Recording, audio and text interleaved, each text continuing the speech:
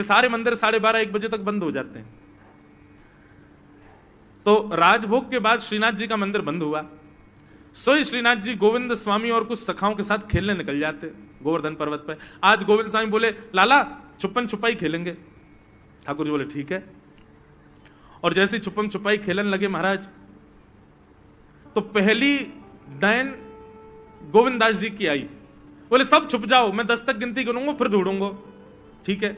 अब कोई महाराज वृक्षन के पीछे चलोगो, ठाकुर जी एक वृक्ष के ऊपर चढ़ गए, कोई गुफा में चलोगो, कोई कहीं चले गए। और गोविंद दास जी गिनती गिनना है 1 2 3 4 5 6 7 8 9 10। 10 गिनती पूरी हुई तो गोविंद दास जी ढूंढने निकले। लेकिन सबसे सरल था ठाकुर जी को ढूंढना। क्यों? इतना इत्र लगाते हैं ठाकुर जी की जहां से भी जाते हैं वो जगह महक जाती पूरी। तो गोविंद दास जी क्या करते, सूंघते हुए चलते। जहां से भी चंदन की सुगंधी आ रही थी वहीं चल देते। वृक्षों को सूंघते, पृथ्वी को सूंघते, हर हर अंग से सुगंध आती है ठाकुर जी की। तो जहां चरण रखते हैं महाराज वो वर्षों तक सुगंधित रहती है। सोई गोविंदास क्या करते, 2 मिनट में ही जाते और ठाकुर जी के जिस वृक्ष पर बैठ जाते वहीं नीचे से जाके कहते थे, ठाकुर जी पकड़ लियो। ठाकुर जी के, गोविंदा मैं कितनों छुप जाऊं तुमको कैसे पकड़ ले। वो ठाकुर जी अब तो पकड़ ली, अब आप जाओ, आप गिनती गिनो, हम छुपेंगे। ठाकुर जी बोले ठीक है। ठाकुर जी अब चले गए डाइन देवे और 1 2 3 4 5 6 7 8 9 10 तक गिनती गिनी, सब छुप गए। अब ठाकुर जी थोड़ी देर तो ढूंढते रहे। ढूंढते ढूंढते ढूंढते ठाकुर जी गए थक। बोले जे तो मिलेगा ही ना गोविंदा, पतो ना कहां जाके छुप गए, मिले ही ना रो। सो ठाकुर जी कहा कियो, ढूंढना छोड़ करके मंदिर में गए और जाकर के अपने बिस्तर पे सो गए। बोले छुपो रे, मैं आई ना रो ढूंढवे तो को। और यहां गोविंद स्वामी छुप करके बैठे, बोले ठाकुर जी आ रहे होंगे। अब प्रतीक्षा करते करते करते करते शाम के 5 बज गए। गोविंद दास जी बेचारे बार बार इतने सहज हो जाएं कि ठाकुर जी को मैं दिख जाऊं। पहले वृक्ष पे थे, थोड़े नीचे आ गए कि कोई बात नहीं ठाकुर जी को दिख नहीं रहूंगा, अब दिख जाऊंगा। फिर और नीचे आ गए, नीचे ही खड़े हो गए, बोले अब दिख जाऊंगा। और थोड़े पास चले गए, बोले अब दिख जाऊंगा। अब तो बिल्कुल खुले में ही खड़े हो गए, अरे पकड़ लो हमको आके। लेकिन ठाकुर जी तो है ही नहीं, ठाकुर जी सो रहे हैं कमरा में जाके। इतने में ही महाराज गुसाई जी ने घंटे घड़ियाल बजाए। ठाकुर जी के उत्थापन का समय शाम को 4:30-5 बजे मंदिर खुलता है। और जैसे ही घंटे घड़ियालों की आवाज आई, गोविंद स्वामी बोले मैं यहां दुबको बैठा हूं, 4 घंटा से भूखो प्यासो पेड़ पे चढ़ा हूं कि लाला आ रहे होगे ढूंढवे, खुद मंदिर में पहुंच के आरती करा रहे हैं अपनी। गोविंद दास जी मंदिर के बाहर जाके खड़े हो गए तो देखा श्रीनाथ जी बढ़िया प्रेम से खड़े आरती करवा रहे। जैसे ही श्रीनाथ जी ने देखा सामने गोविंदा खड़ो है, तो ठाकुर जी डरन लगे। बोले क्यों, या को पकड़वे में श्रम है, जा तो थक जाता हूं मैं, या हमारे तो आगे सो गए हो और जो गुस्सा कर रहा है। तो गोविंदास जी का पद है, दाव दे आयो भाज गमार, पद है, पद में ही ठाकुर जी को सुना रहे हैं, दाव दे आयो भाज गमार, कवई तो निकसे को भार, ऐसी दूंगो मार।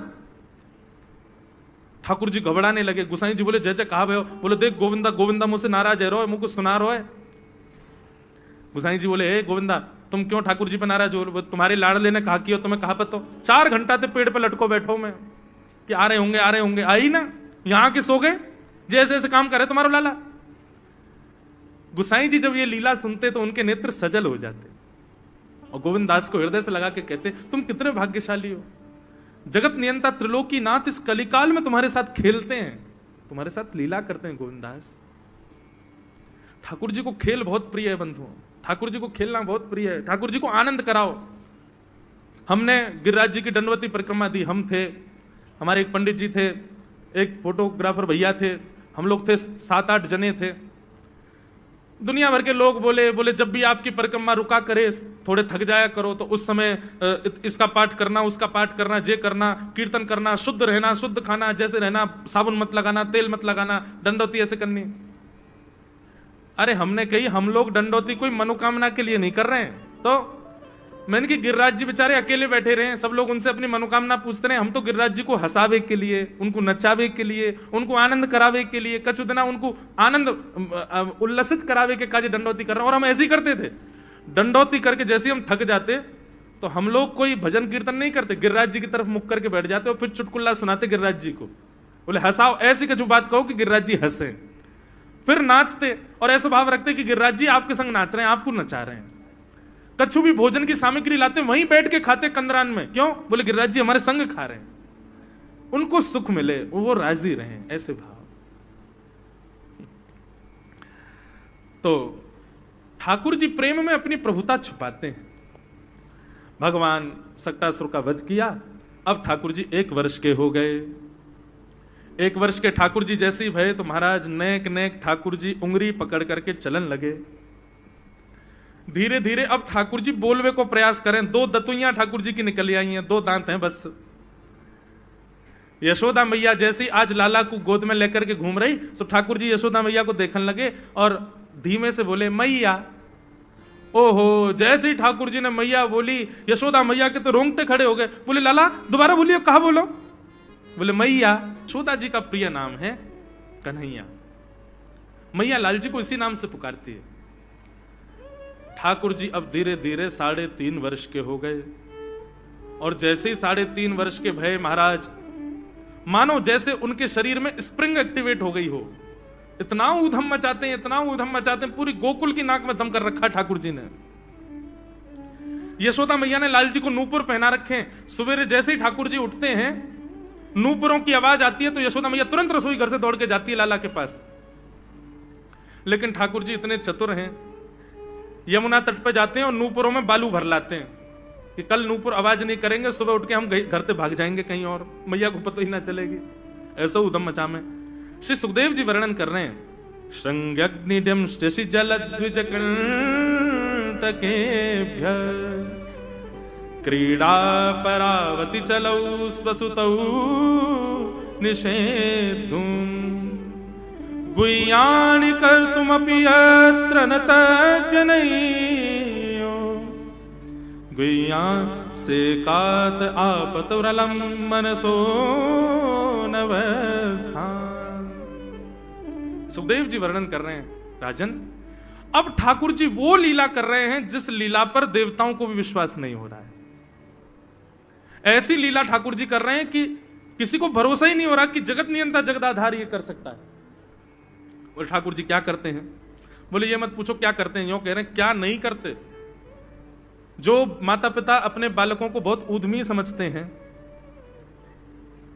बहुत बड़ी कृपा है ठाकुर जी की कि आपके घर ठाकुर जी जैसे उद्यमी बालक नहीं है। ऊधमों के सिरमौर हैं ठाकुर जी। कैसा उधम मचाते हैं? बोले श्रृंगी। नहा धो करके ठाकुर जी सवेरे तैयार होते हैं, सबसे पहले गैयाओं के पास जाते हैं। मैया कहवे लाला नहा धो के सबसे पहले गैयान को प्रणाम करवे जा, गैयान को स्पर्श कर फिर कछु करियो। ठाकुर जी गैयाओं को प्रणाम करने जाते हैं। जैसे ही देखते हैं कि कोई गैया बैठी है, सो ठाकुर जी कहें अरे अरे मैया या गैया को आलस आ गयो, या को आलस दूर कर दूं। सो बैठी हुई गैया के ठाकुर जी सींग पकड़ लेते हैं और सींग पकड़ करके अपनी ओर खींचते हैं। दूसरी तरफ से सींग बलराम जी पकड़ लेते हैं। अब ऐसे सींग पकड़ करके ऐसे ऐसे गैया के सींग हिलाते हैं। अब बैठी रहती गैया थोड़ी देर तो कोई बात नहीं, जैसे जोर जोर से हिलाना प्रारंभ करते हैं सोई गैया खड़ी हो जाती है। और जैसे गैया खड़ी होती है ठाकुर जी लटक जाते हैं सींगों से। अब ठाकुर जी को तो बढ़िया झूला बन गया, गैया की सींगन पर झूल रहे हैं। थोड़ी देर तो गैया इधर से उधर ठाकुर जी को झुलाती रहती है, लेकिन थोड़ी देर बाद जैसे ही ठाकुर जी की पकड़ कमजोर होती है, गैया को पता चल जाए कि अब लाला गिरवे वारो है, तो गैया भी इतनी चतुर कि वो गोबर में ही जाके खड़ी हो गए। ठाकुर जी कहे नेक आगे कुछ चल, मैं गोबर में जाऊंगा। गैया कि ना अब तो मैं यहीं खड़ी रहूंगी, तुम गोबर में ही गिरो। और सोई ठाकुर जी को हाथ छूट जा, मैया मैया बचाइयो, देख जे गैया मुझको गोबर में फेंक रही है। अब मैया जब तक बचावे आवे तब तक तो लाल जी के हाथ छूट जाएं और ठाकुर जी गले गले तक गोबर के ढेर में जाके गिर जाएं। पर यशोदा मैया निकाले, कितनों सजाए लो, कितनों ए लाला तू वैसे ही कारो, ऊपर से मैं तुमको बढ़िया सुंदर बना के रखूं, लेकिन तू घूम फिर गया गोबर में ही आके चौं खेले। मोह को तो लगे तू पूर्व जन्म को सूकर दीख है। ठाकुर जी मंद मंद मुस्कुरा रहे, हाँ मैया जे बड़ा भगवान को अवतार भयो ना, जाने पृथ्वी की रक्षा करी हिरण्याक्ष से। भैया बोली हाँ वो मैं ही तो हतो, मैं जय जय हूं मैया, वो बड़ा भगवान ही जय जय, वही जय जय तेरे यहाँ लाला बन के आयो है। यशोदा मैया के बातन ने मत बनाए कर, नेक नेक बड़ो है गयो, बोल वो सीखो, ऐसी बात बनावे, जय जय बोले अपने आप, नहावे धोवे है ना, मोह पहुंचे ना, मैं जय जय हूं। ऐसी मधुर लीला ठाकुर जी कर रहे हैं। आकाश में 33 कोटि देवता ये लीला देख करके अपने नेत्रों पर विश्वास नहीं कर रहे। ऐसे मधुर ठाकुर जी। श्रृंगी अग्नि ड्यमष्टि। एक दिन नंद भवन में गैया ब्या गई। जैसे ही गैया ब्याई, ठाकुर जी जैसे ही गैया ब्याती है तो ठाकुर जी वहीं खड़े हो जाते हैं। और बंधुओं, शास्त्रों में आज्ञा है कि गाय जब ब्या रही हो, बछड़े को जन्म दे रही हो या बछिया को जन्म दे रही हो, उस समय गैया जो होती है वो दो मुखी हो जाती है। एक मुख तो सामने है, और जब जन्म देती है तो बछड़ा या बछिया उसका मुख जब बाहर आता है तो दो मुखी हो जाती है। ऐसी दो मुखी गैया की जब आप परिक्रमा करते हो तो पूरे ब्रह्मांड की परिक्रमा का फल प्राप्त होता है। तो ठाकुर जी का नियम है, नंद बाबा की उंगली पकड़ के खड़े रहे, जैसे ही गैया ब्यावे वारी हो तो वाकू सहलाते रहे, जैसे ही गैया ब्यावे वारी हो, जैसे ही बछड़ा बाहर आवे सही ठाकुर जी वाकी परिक्रमा कर ले, परिक्रमा करके दंडवत प्रणाम करें, वाकू वाकी चरण रज को माथे से लगा में, और बछड़ा जन्म ले सो वाकू नवा में दुआ में वाकू अपने गरे से लगा में।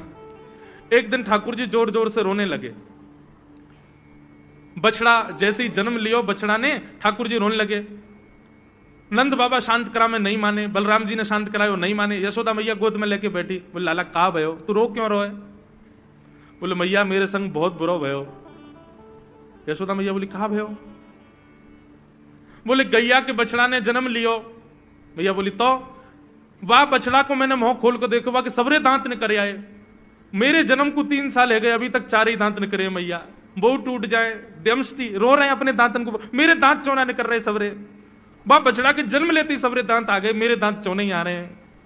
यशोदा मैया ऐसी मधुर बात सुनकर के लाल जी को हृदय से, फिर झूठी झूठी कहती, मैया कहती लाला तू दूध ना पीवे ना, पूरे दिन मक्खन खावे, मक्खन चीकनो होवे, दांत निकले चिकनो है कि सुई पेट में चलो जाए, तू दूध पिए कर। कबहू भड़ेगी चोटी मैया मोरी, कबहू भड़ेगी चोटी। कभी अपनी चोटी पकड़ के रोते, मैया मेरी चोटी चौना भर रही। बलराम की चोटी देखो कैसी नागिन जैसी चोटी है वाकई, और मेरी चोटी कैसी है मैया, नेक सी पतरी सी। मैया बोले लाला तू दूध ना पीवे, दूध ते चोटी बड़े। बलराम में देखिए ऐसा जग भर के दूध पीवे। सो ठाकुर जी दूध को पात्र हाथ में ले में, अपनी चोटी खोल ले में, और फिर चोटी पकड़ करके दूध पी में, और दूध पीते पीते नापते रहे कितनी बड़ी भई की ना भई अभी। ऐसी मधुर लीला ठाकुर जी करते हैं। ऐसी लीलाएं हैं ठाकुर जी की कि उन लीलाओं को सुनकर के जो ज्ञान के मार्ग को नहीं समझ पाते, जो वैराग्य के मार्ग को नहीं समझ पाते, जो ज्ञान और वैराग्य से ठाकुर जी को प्राप्त नहीं कर पाते, वो इन लीलाओं से ठाकुर जी के हो ही जाएंगे। ऐसी लीला है। और क्या करते हैं ठाकुर जी? बोले द्विजकंटकेभ्य। इतनी मधुर लीला है ठाकुर जी की। नंद भवन से सुबह सुबह निकल जाते हैं, और राह चलता कोई भी हो अपरिचित, यदि वो साधु है, यदि वो कोई वैष्णव है, यदि वो कोई भजनानंदी है, तो ठाकुर जी उसके पास चले जाते हैं, और पास जाके पता क्या बोलते हैं? अरे तुम यहां डोल रहे हो? बोलो भैया कौन हो तुम? अरे जी सब बाद में पूछी हो, हम तो यूं कह रहे तुम यहां घूम रहे हो, नंद बाबा तुम्हारी मां बात देख रहे हैं, नंद बाबा तुम्हारा इंतजार कर रहे हैं। किसी से भी? बोले काय को कर रहे हैं भैया इंतजार? अरे आपके काजे यशोदा मैया ने 56 भोग बनाए हैं, और यशोदा मैया तो थाली सजा के बैठी है, आप घर जाओगे तब आपको प्रेम से प्रसाद पवाएंगे, फिर दक्षिणाओं देंगे। अरे जल्दी करो, देरी मत करो, जल्दी नंद भवन पहुंच जाओ। रोज 150 से 200 अपरिचित वैष्णव संत साधु नंद भवन आते हैं, और सब आकर के कहते हैं यशोदा मैया आप हमारी प्रतीक्षा कर रही थी, लाओ प्रसाद पवाओ। यशोदा मैया बोली मैं कौन ने कही आपसे? बोले आपको लाला बोल रहा हूं। कि यशोदा मैया तो ये कह रही। यशोदा मैया जैसे तैसे पवा देती, दक्षिणा देती, रात में लाला से कहती चोरे लाला तू सबंते यूं क्यों कहते मैं प्रतीक्षा कर रही? मैया एक तो मैं अपने घर में सब तीर्थन को भेज दूं, ये संत महात्मा चलते फिरते तीर्थ है मैया, इनको जितना ऐसा कि अपने घर बुलाना चाहिए, इनको प्रसाद पवाना चाहिए, या हमारे गोकुल में आवे वाले सब संतन को खोज खोज के मैं तो तेरे पास भेजूं, ताकि तू ने रसोई घर में लगेगी, भोजन प्रसादी बनावेगी और बढ़िया संतन को पवावेगी, तो तेरे घर में सबरे तीर्थ आ जाएंगे मैया। ऐसा प्रेम। एक दिन ठाकुर जी के अब मित्र बन गए। कौन है मित्र? मधुमंगल, श्रीदामा, तन सुखा, मन सुखा, धन सुखा, सुबल, ये ठाकुर जी के मित्र हैं। एक दिन ठाकुर जी अपने सब मित्रन के संग बैठे, और मित्रों के संग बैठे हुए ठाकुर जी बोले भैया कल से हम लोग सब यज्ञ करेंगे। मधुमंगल, श्रीदामा बोले क्यों लाला यज्ञ क्यों करेंगे? अरे नंद बाबा रोज अग्निहोत्र करें। मैंने उनसे पूछी अग्निहोत्र करवे ते कहा हुए, तो नंद बाबा बोले अग्निहोत्र करवे ते मन चाही वस्तु प्राप्त हो जाए, अग्निदेव प्रदान करें। ठाकुर जी के सब सखा बोले लाला तू काय को करेगा अग्निहोत्र? बोले अग्निहोत्र करेंगे, अग्निदेव को प्रसन्न करके कहेंगे हमारी सुंदर सी बहू आ जाए, बस हमारा ब्याह हो जाए। अग्निदेव की प्रतीक्षा कर, अग्निदेव को प्रतिष्ठान करेंगे। सब श्रीदामा मधुमंगल 3.5 वर्ष के हैं ठाकुर जी। सोचो 3.5 वर्ष के ठाकुर जी, सखा कितने बड़े बड़े होंगे। नेक्स्ट से सबरे सखा बैठ गए, सूखे पत्ता इकट्ठे करके अग्नि प्रज्वलित कर ली, सूखे पत्तन को चूरो बना के आपस में बांट लियो।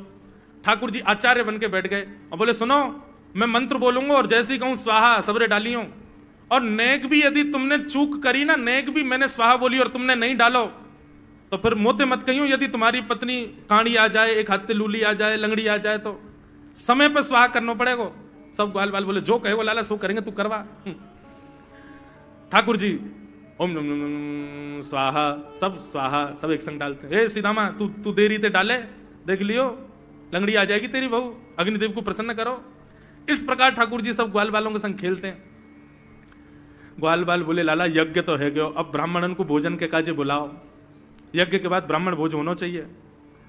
सोई ठाकुर जी अपने सब ग्वाल बालों की उंगली पकड़ करके पूरे गोकुल में जाते हैं, ब्राह्मणों के घर जाकर के कहते हैं आज नंद भवन में बढ़िया उत्सव भयो है, बढ़िया यज्ञ भयो है, भोजन के काजे शाम को आपको परिवार सहित आनो है। सबन को निमंत्रण दिया मैं।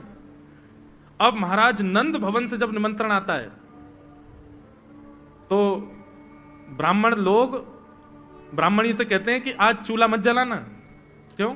अरे नंद भवन में भोजन की सूचना मिलती है तो 3 दिन से भूखे रहते हैं ब्राह्मण। क्यों? इतना खवाएंगे नंद बाबा, इतना खवाएंगी यशोदा मैया कि पेट भर जाएगा, 2 दिन तक भूख भी ना लगेगी, इतना भोजन करना पड़े। ए ब्राह्मणी चूल्हा मत जलाई, और सुन नमक को पानी और दे दे। नमक को पानी पी पी करके भूख बढ़ाते हैं अपनी। बोले शाम को जाएंगे और बढ़िया चकाचक महाराज 56 भोग पाएंगे। शाम का समय हुआ, सैकड़ों हजारों ब्राह्मण आकर के नंद भवन के बाहर खड़े हो गए। यशोदा मैया ने अटारी से जैसे ही देखा इतने सारे ब्राह्मण, यशोदा मैया उतर करके आई, बोली आओ भगवान पधारो, सबन को जय श्री कृष्ण, सबन को प्रणाम। जे बताओ आज मेरे द्वार पर आप सबन को एक साथ आने को कारण कहा है? किसी को निमंत्रण दे करके और फिर पूछो कारण क्या है, बड़ा अजीब लगता है। किसी को आपने बुलाया भोजन पे, वो बेचारा आ गया, फिर आपको बताओ भैया कैसे आए, कितना अजीब लगे। ब्राह्मण बोले मैया तो हम तो पूछ रही हो या बात है? अरे सवेरे तो भूखे प्यासे बैठे हैं, जल्दी भोजन पवाओ। आपके यहाँ यज्ञ भयो, यज्ञ की पूर्ण आहुति की प्रसादी पावे आए हैं, और कई क्यों आए हैं? यशोदा मैया बोली कौन सा यज्ञ, कब भयो यज्ञ, कौन सी पूर्ण आहुति? ऐसा कछु ना भयो हमारे यहाँ, आप लोगों को कोई गलत जानकारी मिली है, कौन ने कही आपते? ब्राह्मणों के नेत्रों में आंसू आ गए। बोले मैया एक तो हम सवेरे से भूखे, ऊपर से ब्राह्मणी से मना और करे आए कि तू चूल्हा मत जलाइयो। ब्राह्मणी भी बात निहार रही है कि डिब्बा में लेके आएंगे हमारे काजे भी भोजन, खाली हाथ गए तो ब्राह्मणी डांटेगी अलग। मैया तेरो लाला सवेरे सवेरे आयो और सब ग्वाल बालन के संग आके हमसे कह के गयो यज्ञ भयो, यज्ञ की पूर्ण आहुति में भोजन करवे सबन को आनो है, हम तो यही मारे चले आए। यशोदा मैया बोली या लाला ते कैसे बचूं मैं, पूरे दिन कम से कम 2-2.5 हजार लोगों को निमंत्रण ऐसे ही देते रहे। यशोदा मैया बोली आपकी व्यवस्था करूं, लेकिन पहले या लाला को तो देखूं मैं, है कहां ये? नंद भवन के पीछे बगीचा में ठाकुर जी अपने सब ग्वाल बालन के संग खेल रहे। यशोदा मैया गई, जाकर के बुलाए, ए लाला, ओ कन्हैया यहां पे आ। ठाकुर जी ने जैसी देखी यशोदा मैया बुला रही है, लेकिन यशोदा मैया के संग जे कौन खड़े हैं? ए श्रीदामा मधुमंगल। बोले हाँ, ये तो सांची में आ गए सबरे ब्राह्मण, हम तो ऐसे खेल खेल में निमंत्रण दे के आए इनको। मैया बहुत मारेगी भैया, मैं अकेला नहीं जाऊंगा, तुम भी चलो मेरे संग, यदि मुंह में एक थप्पड़ पड़ो तो तुम मुंह पड़वाऊंगा, मैया बहुत मारेगी आज। और मधुमंगल श्रीदामा जबरदस्ती उनको हाथ पकड़ के ठाकुर जी ले गए। हाँ मैया बता, कहा कह रही? मैया ने कान पकड़ो, है रे लाला, जो जो बड़ो है तो जा रहा हो, तेरे उधमन की सल ना है पड़े। कहा क्यों तेने? बोले कहा क्यों मैंने, ये सब कौन है? मुझे का पता कौन है, मैं ना जानू मैया इन्हें। बोले जे सब रे ब्राह्मण है हमारे गोकुल के, और सब यूं कह रहे हैं तेने इनके घर जाके इनको सबन को निमंत्रण दियो, यूं कहीं हमारे यहाँ यज्ञ भयो, आकर के आप सबन को भोजन पानो है। भैया तेरी सौगंध खा के कह रहा हूं, मुझको तो जेव ना पता इनको घर कौन सी गली में, झूठ बोल रहे हैं सब रे, मैंने निमंत्रण ना दियो। ब्राह्मण सब बोले मैया देखो कैसे सफेद झूठ बोल रहे हैं आपके आगे। मैया बोली सच बता, तेने निमंत्रण क्यों दियो? तब ठाकुर जी बोले मैया बताऊं? बोले बता। बोले हम खेल खेल को यज्ञ कर रहे, वाह यज्ञ में सामग्री नहीं, वाह यज्ञ में मंत्र बोलवे वाले भी ना है, वाह यज्ञ में कोई ब्राह्मण भी ना हो, हम आपस में ही सब यज्ञ कर रहे। भाई यज्ञ के बाद ये मधुमंगल बोलो ब्राह्मण भोजन होना चाहिए, तो हमने इन ब्राह्मणों को न्योता दे दियो। मैया बोली अब ये ब्राह्मण आगे कहां पवाऊं? बोले मैया देख सीधी बात है, या में ज्यादा चिंता करने की कोई बात ही ना है। जब बिना मंत्र के, बिना ब्राह्मणन के, बिना यज्ञ सामग्री के हमारा यज्ञ है सके, तो ऐसे ये भी खाली खाली दोना लेके बोलते हैं हाँ भाई रसगुल्ला बहुत बढ़िया बनो है, ये देखो ओ हो मोहन थार तो बहुत ही बढ़िया बनी है, सब्जी तो पूरी कितनी बढ़िया लग रही है, खाली पत्तल लगा दे, खाली दोना लगा दे, और भाव से ये लोग भी पालेंगे है क्यों भोजन, भाव को यज्ञ भाव को भोजन। ब्राह्मणों को बंधुओं गुस्सा, ठाकुर जी की लीला पे किसी को क्रोध नहीं आता, सब हंस जाते। पर यशोदा मैया आधी रात में रसोई बनाती है, सब ब्राह्मणों को पवाती है, और इतना बनाती है कि उनके घर भिजवाती है। मैया बोले लाला इतना काम करावे, बोले मैया तू बैठी बैठी ना मोटी है गई है, हमारे मुंह को लगे तू पूरे दिन लगी रहकर रसोई में कछु कछु बनाती रहकर। ऐसी ठाकुर जी की मधुर लीला। बंधुओं, भगवान ने चोरी क्यों की? अभी तक चोरी शुरू नहीं हुई ठाकुर जी की।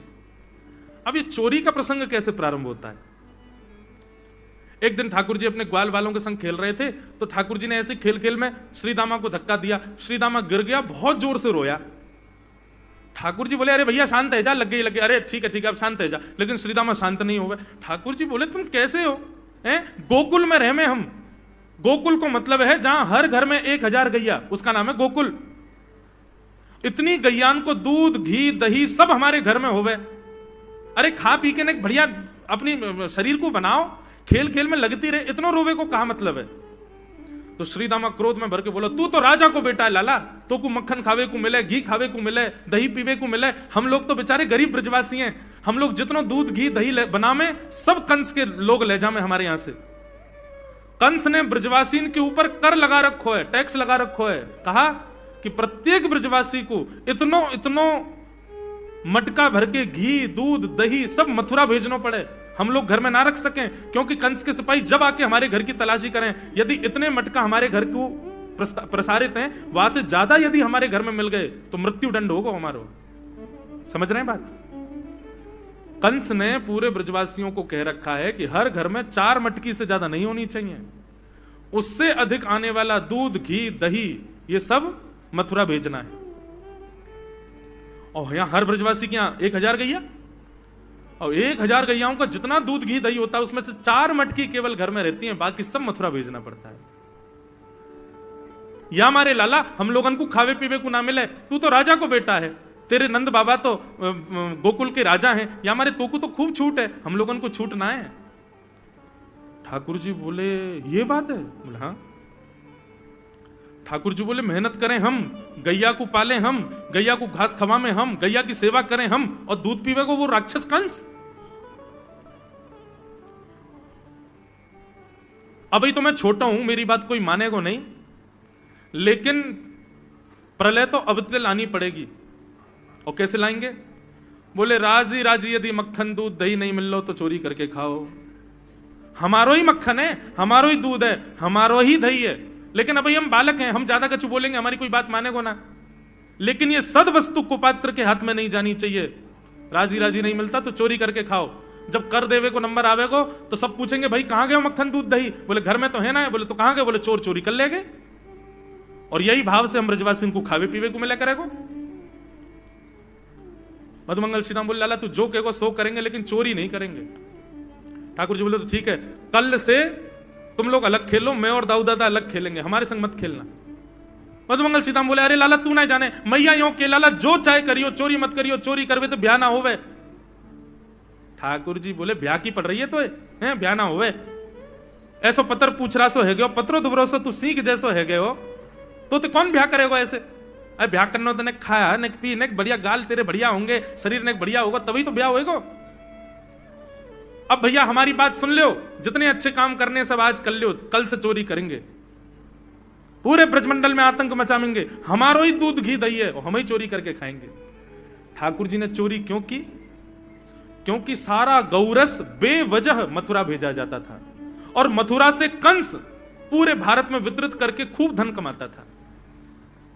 इस वजह से ब्रजवासी प्रताड़ित होते थे, क्योंकि गैया के लालन पालन में जितना खर्चा होगा सब करो ब्रजवासी, 4 मटका दही। अच्छा, प्राचीन जब ठाकुर जी पृथ्वी पर पधारे तब कोई व्यापार नहीं था, ब्रजवासियों पर एक ही व्यापार था, 2 व्यापार थे, या तो घी बेच के, दही बेच के, दूध बेच के धन कमाओ, या फिर खेती बाड़ी करके अनाज बेच करके धन कमाओ।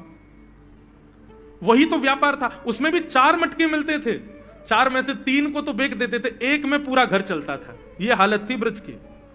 इसलिए ठाकुर जी ने कहा कि भैया राजी राजी नहीं तो गैर राजी, हम जितने बाकी की मटकी मथुरा भेजे वाली उनको सबन को तोड़ फोड़ करेंगे, उनमें से मक्खन निकाल निकाल के खाएंगे, एक दूसरे को खवाएंगे, और सब यहीं रहेगो, मथुरा नहीं जाएगो कछु भी।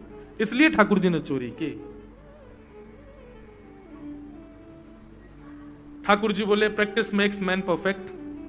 सबसे पहले प्रैक्टिस अपने घर में ही कर लें कैसे करनी है चोरी। सो अगले दिन ठाकुर जी सवेरे उठे और देखने लगे यशोदा मैया देख तो नहीं रही, और ठाकुर जी चुपचाप गए महाराज जहां पर सारे मक्खन दूध दही रखे, वहां पहुंच गए गौरस भंडार में। और गौरस भंडार में एक मटकी के ऊपर से ढक्कन हटाए करके जैसे ही ठाकुर जी ने हाथ बोर के पानो प्रारंभ किया, सामने एक खंबा था, उसमें मणि लग रही थी। आज पहली बार 3.5 वर्ष की आयु में ठाकुर जी ने अपना प्रतिबिंब देखा, पहली बार अपने आप को देखा दर्पण में। बंधुओं, बच्चों को शीशा नहीं दिखाते, छोटे बच्चों को तो दिखाते ही नहीं, और 3-4 वर्ष तक भी बालक को अपनी शक्ल थोड़ी देखता है वो। अब इसके पीछे कारण बहुत सारे बताए जाते हैं, परंतु हमें तो लाल जी से मतलब, लाल जी का क्या है। ठाकुर जी ने जैसे ही प्रतिबिंब में अपने रूप को देखा, अपने रूप को देख करके ठाकुर जी बोले, हो तू भी आयो यहां चोरी करवे। अपने आप से ही बात कर रहे हैं ठाकुर जी। अरे मैंने कही तो हती अपने अपने घर में चोरी करनी है, तू दारी के मेरे घर में आगो चोरी करवे। ठाकुर जी अपने प्रतिबिंब से बात कर रहे हैं। अब गौरस भंडार में ठाकुर जी की आवाज गूंज रही थी, और वो गूंजते हुए रसोई घर में जा रही थी। रसोई में मैया ने सुनी, बोले लाला कहां ते बोल लो है, उठ गयो कन्हैया, मुझको पतो भी ना चली, नूपुरन की आवाज ना आई। मैया दौड़ करके गई तो देखा ढूंढते ढूंढते गौरस भंडार में ठाकुर जी अपने प्रतिबिंब से बात कर रहे हैं। कितनी सुंदर झांकी है ठाकुर जी की। ठाकुर जी मक्खन पा रहे हैं। बोले अच्छा अब आ तो गयो है यहां पे, लेकिन सुन चुपचाप चोरी करके भाग जाइयो, मेरी मैया बहुत मारेगी तो को। बाकू यदि पतो चल गई तू चोरी कर रहा है तो को उखलते बांध देगी, मेरी मैया बहुत मारेगी। चुपचाप चोरी कर और निकल ले यहां से। ठाकुर जी चोरी की बात कर रहे थे, यशोदा मैया ने पीछे से सुनी, लाला ओ कन्हैया। ठाकुर जी घबरा गए, मैया कैसे आ गई। हाँ मैया, कौन सी बात कर रहे हो तू। अरे मैया देख हमारे घर में चोर घुसायो है। अपने प्रतिबिंब को दिखा करके ठाकुर जी कह रहे हैं, देख मैया हमारे घर में चोर घुसायो, जे चोरी कर रहे हो हमारे यहाँ के मक्खन की, तो मैया को पकड़वे आयो हूं। नन्हे से गोपाल जी, बहुत मधुर लीला। मैया हंस भी रही है और क्रोध भी कर रही। बोले अच्छा जो चोरी कर रहे हो। बोले हाँ। चल याकू तो मैं पकड़ लूंगी, लेकिन जे बता तेरे हाथ में मक्खन कैसे लगो, तू तो याकू पकड़वे आयो ना।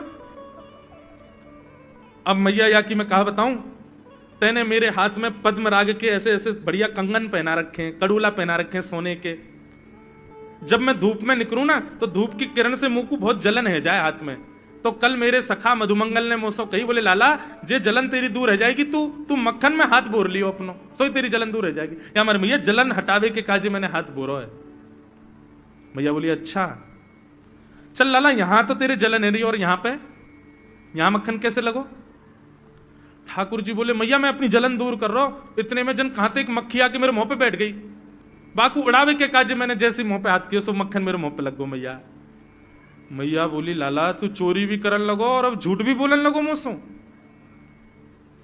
मैया ने गोदी में बैठा लिए लाला।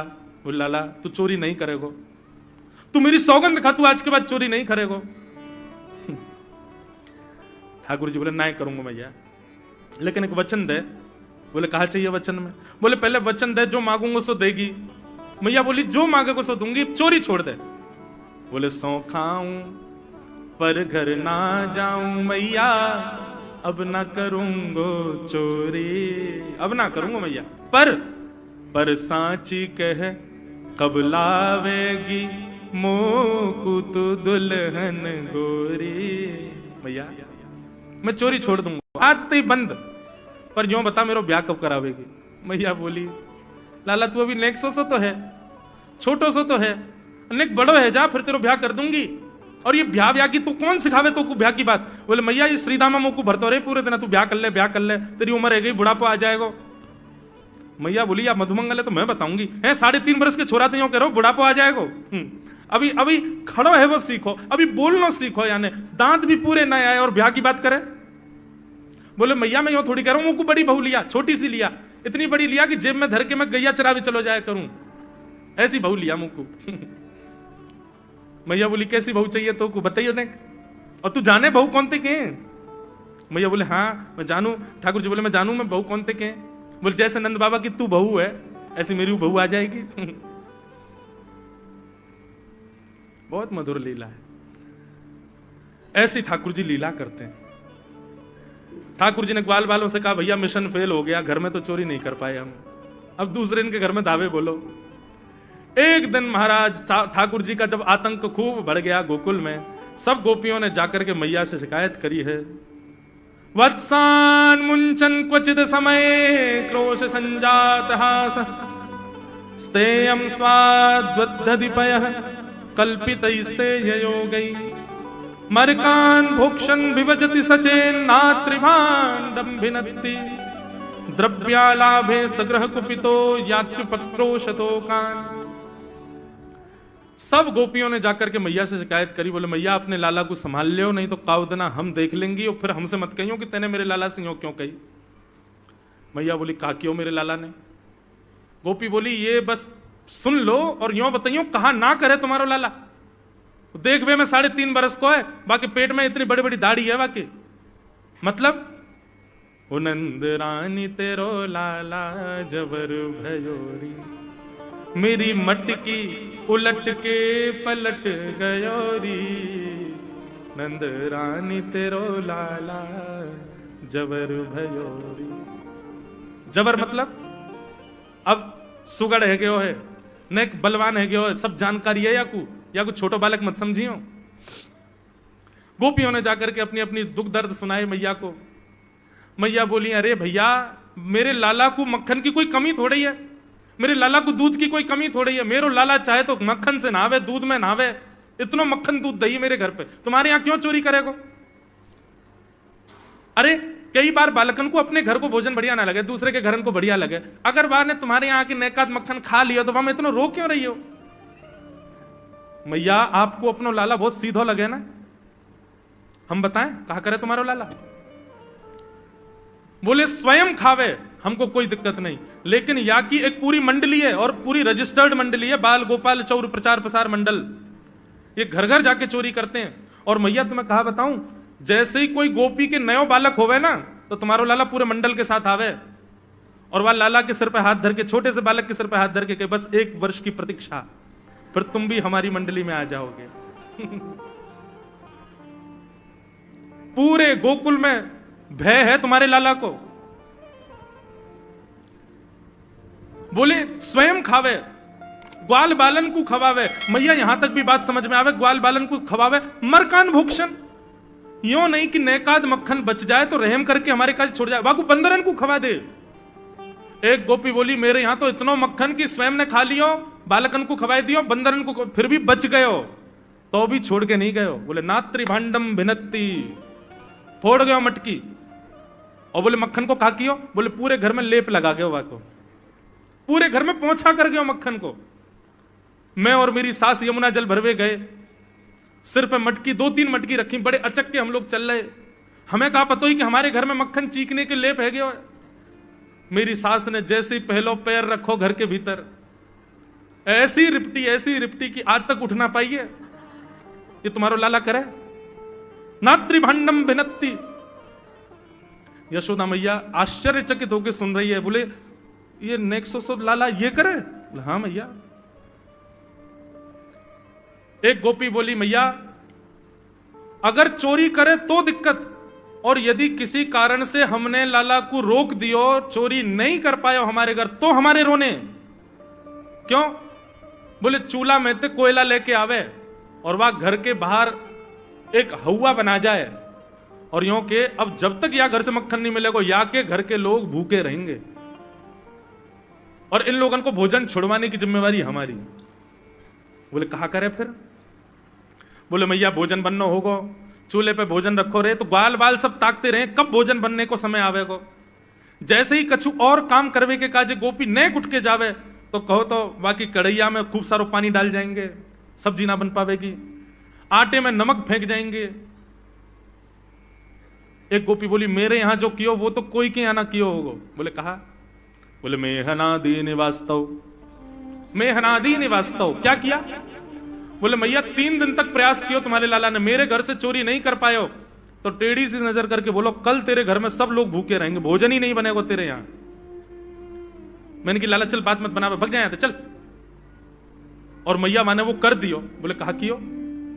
बोले सवेरे सवेरे ब्रह्म मुहूर्त में हम लोग अन के उठवे से पहले तुम्हारो लाला आ गयो, और कोई पहले बंधुआ रसोई कोई अंदर कमरे में नहीं, चौक में ही चूल्हा, वहीं बैठ करके सब बनाते खाते।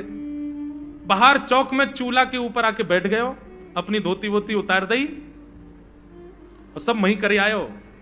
मैं अनादि निवास्तव। ये बात जैसे ही यशोदा मैया ने सुनी, बोले नहीं नहीं नहीं